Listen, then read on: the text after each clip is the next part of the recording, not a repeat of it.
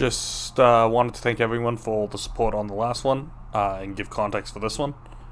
This is going to be a 1,000-point game between Custodes and Alpha Legion, and hope you guys enjoy the story. Thanks for all the support, and I'll see you on the next one. The Emperor's eagles have landed. Hydra Dominatus. The battle for the Hydra Nexus, combatants Alpha Legion versus Talons of the Emperor, decisive victory for the forces of the Emperor. Shield Captain Adventus of the Emperor's own custodian guard lead a vengeful shield host to avenge their fallen brothers, who were felled by the treasonous sons of Lorgar of the Word Bearers.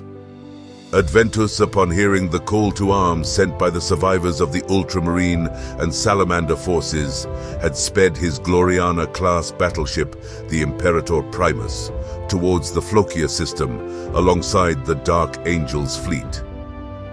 However, during their voyage through the tumultuous warp, they are beset by the foulness that only the denizens of the warp can offer.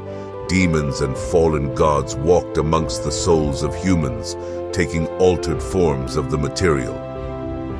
Adventus marshaled his shield host, preparing them for the eventual breach in their Geller field.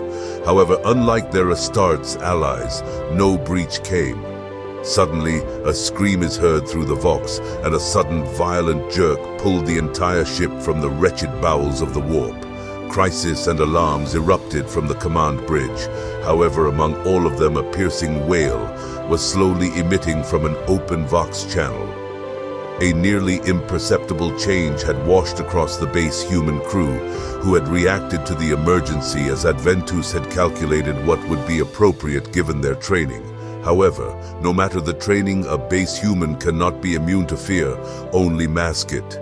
And even though it had been remarkably low amongst the trained officers, Adventus had ignored the musk that had enveloped them during the violent translation back to real space. Now the musk was gone, replaced by an eerie calmness that smoothed their actions and settled their once shaking hands. The orders, the lines of communications had died down. Even the buzzing of the machine spirit seemed out of place to Adventus's well-honed senses. And it was for that reason that Adventus reacted before his conscious mind had actualized the attempted assassination, slamming his gilded fist through the base human crew member who had reached for their las pistol, killing the man before he had time to realize his own death. Unlike the lesser creations of the Emperor, Adventus did not need to give out an order to his shield brothers, who had identified the treachery as he did as they begun swinging their guardian spears on the human crew, who now flung themselves towards the custodians, towards death. It was over before it had begun. However, in their demise, no semblance of fear was marked upon the crew, and it was with the dying words of the Lady Captain, Iriata Dresson, did the traitors reveal their source. Hydra Dominatus! She spat bloodily upon his helmet as he ended her existence. More blasts and reverberations rattled the Imperator Primus as the shield captain gave word for all the custodians to prepare their Orion gunships to leave the dying battleship as more signs of infiltration of the Alpha Legion became known. The journey towards the gunships was mostly uneventful. The human crew who had not turned, hide, or attempted to fight the traitors amongst them. And though a few of the most daring or insane traitors attempted to rush the custodians, they were cut down by Guardian spearfire. Aboard his gunship, Adventus was advised by his shield brothers that the source of the piercing gale was discovered on an elongated tower structure upon one of the thousands of asteroids of the Flokia system. Their target was found too easily. Had it been any other legion, Adventus would have considered the chance of a mistake. However, given the nature of their foe, He knew better. No other legion would have considered such unorthodox tactics, so in line with base humans, that it made Adventus consider what roles did base humans provide the 20th Legion, as he never could, of imagined warriors of the Astartes, being able to put their pride aside for warfare that other space marines considered so demeaning. He felt a grin tug at the corner of his lips. This foe would be worth the effort, he thought to himself as he prepared the Orion gunships. The shield hosts moved in, as one all coming to the same conclusion as his own, that they were now burdened with assaulting what was likely a heavily fortified position. Unfortunately, no other option was given, as any Imperial Navy vessel, if compromised like his own, would be at the mercy of the Hydra's whale, causing the same effects upon supposed loyalist crews, activating the sleepers that hid amongst them. He sighed, locking the coordinates to the ambush that awaited them, understanding the struggle that lay ahead of his shield host. He did not care, for the Emperor who had tasked them to bring the traitorous filth to heel, to put down dogs that had become wild in their master's absence. It was time for the lions of the Imperium to make themselves known once more.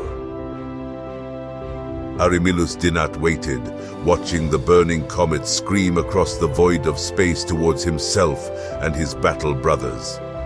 The Primarch had named him Harrowmaster for the defense of this installation.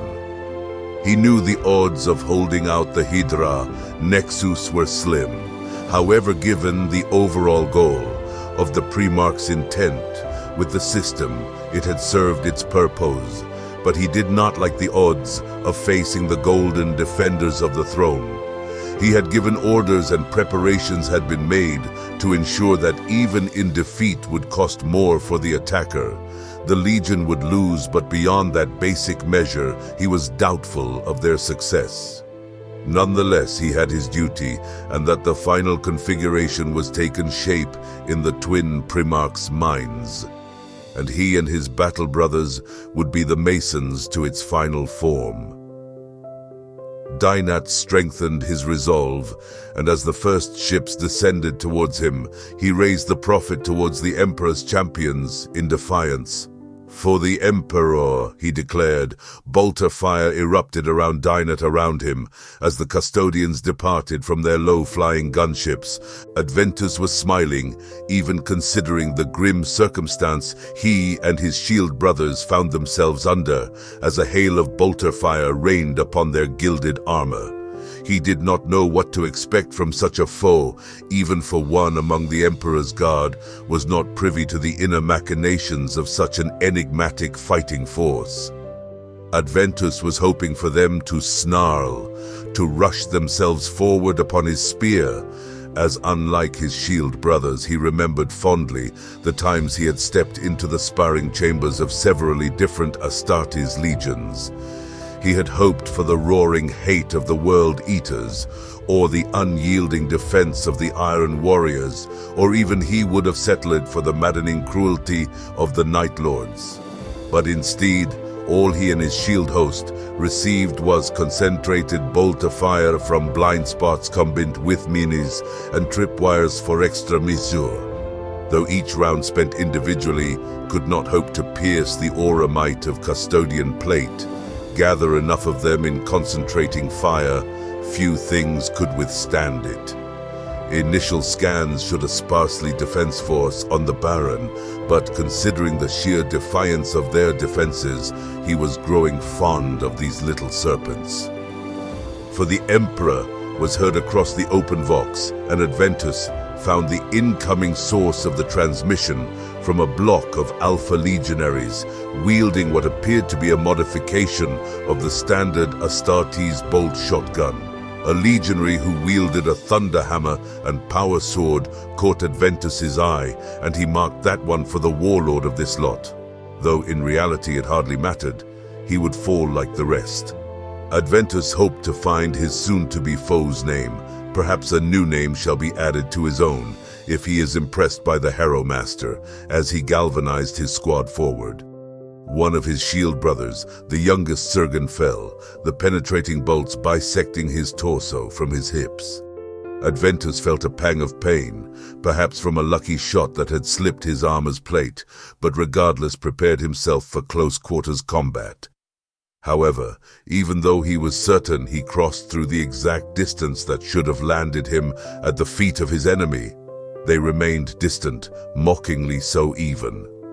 Before he could marshal his squad for another charge, he felt scorching heat wash across his plate as the low hum of jet bikes raced across his force's backlines, the gunships exploding behind them. Where had these jet bikes appeared from, he did not know. Scans before the battle had not indicated that the enemy had any vehicles that could threaten the security of the gunships. Another of the Emperor's lions fell to the trap set by the cunning dogs of the War Master, and despite himself, a waning respect had begun to form for the sons of the Hydra. It had been an eternity since Adventus felt the chance of victory slip past certain, and these foes here knew their strengths and weaknesses and that of their enemies, and did not allow for respite. He roared his remaining brothers forward undeterred as the crack of bane-strike bolters ripped into them once more, as he could not allow for the eternal guardians of the Emperor to be outdone in the spotlight of this battlefield. Adventus felt himself weave between the oncoming fire, deflecting stray bolts that he could not dodge as he moved towards his foes. Dynet knew that the chances of breaking the custodians had been minimal, but even he felt a crushing weight materialize upon his shoulders as the custodian guard simply shrugged off the overwhelming firepower he could muster. Only the larger shield captain, whose armor now was ashen black under the fire, and 3 of his shield guard, remained in the center, though the situation regarding the 2 flanks was entirely one-sided. His strategy had relied on crushing the custodian center and part of the right flank in order to swallow them in a storm of bolter and plasma fire. It should have worked. However, it would seem the proposed estimations of the capabilities of the Emperor's custodians must be revised to better understand and beat this threat. Dinat heard war cries and yells of pain and anguish as a squad of headhunters and the infernus abomination Slaxa fell as the 2 sides engaged in melee combat. It would seem even the devils of the warp could not match the prowess and lethality of the Emperor's champions. With the chances of victory narrowing so, were the odds for Dynet to muster an orderly retreat. Another volley of bane-strike shotguns slammed into the guards, another one falling before the shield captain, and his lone guard caught Dynat's effort guard. Leveling the prophet, Dynat swung into the golden demigods with all his might before realizing that suddenly he was sent reeling back, acrid blood splattering the inside of his visor. He was certain he caught one of the custodians, but the blow he had suffered had made him doubtful of that certainty. Dynet looked up and saw that all that remained of the elite Efrit bodyguard, one of the most deadly units the Alpha Legion could muster, was a single legionary who was busy dragging Dinat to his feet, away from the lone figure of the shield captain, who bore a wide smile that cracked the stony features of his broad face as Astata's blood dripped down his golden armor. It was the most disturbing thing Dynet had ever witnessed, and he gave the order to retreat. Adventus saw that only he remained from his squad, and somehow the enemy warlord, instead of fighting to the death as he expected of the Astartes, given their nature and beliefs on honor, instead fled not in horror, but in a manner that suggested that retaliation would be brutal as it would be sudden. He thought to give chase. In fact, he felt the biochemical urge to do so, but he allowed them to leave. It was a rare delight to have such thoughtful and deadly enemies, and he would see to it that he would savor this foe to his heart's content. He knew his other more practical shield brothers would agree, but alas, they were not here, and he was. Adventus felt his mood overtake his reason as his voice rose, reaching all those who remained on the battlefield as he exclaimed, "Servants of the Master of Mankind, on ancient terra, the sound of the bells echoes the impermanence of all things. The laying of flowers reveals the truth that the prosperous must decline and all things fade. However, we are the exception."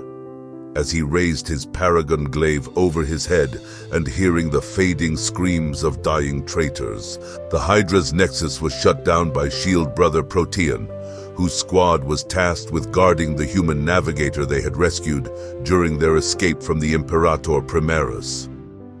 The device was unlike any that Adventus had seen before, a mixture of alien technology and human lost archaeotech that pulsed a psychic screech into the void. It was dangerous, and he was not certain they had the means to destroy it, which left them the option to merely contain it. Only Protean's squad had remained at nearly full strength. Adventus's own was lost to the man, and Shield Brother Lutz was only at half strength. They had suffered more than Adventus had bargained for, but with the traitors nearly killed to the man, and with reinforcements now able to enter without being harassed by the piercing wail of the Hydra, it must be his forces' duty to defend the Hydra Nexus from being recaptured by the forces of the War Master. The battle for Hydra Nexus, though brutal for the Emperor's lions, now gave the loyalists trapped within the system desperately needed reinforcements. However, all is not well aboard the Dark Angel's warship. As with their Gela field collapsed, so too did reality, as the denizens of the warp made themselves known to the angels of death. Demon and angel fell to and for one another in desperate combat aboard the Dark Angel warship. Can the Dark Angels disentangle themselves from the firm grip of the warp, who howls blood and screams in languages long forgotten, wearing the faces of tarnished gods long dead from human memory? Can the Custodian Guard repel and hold the Alpha Legion's next assault? For now, there is only war.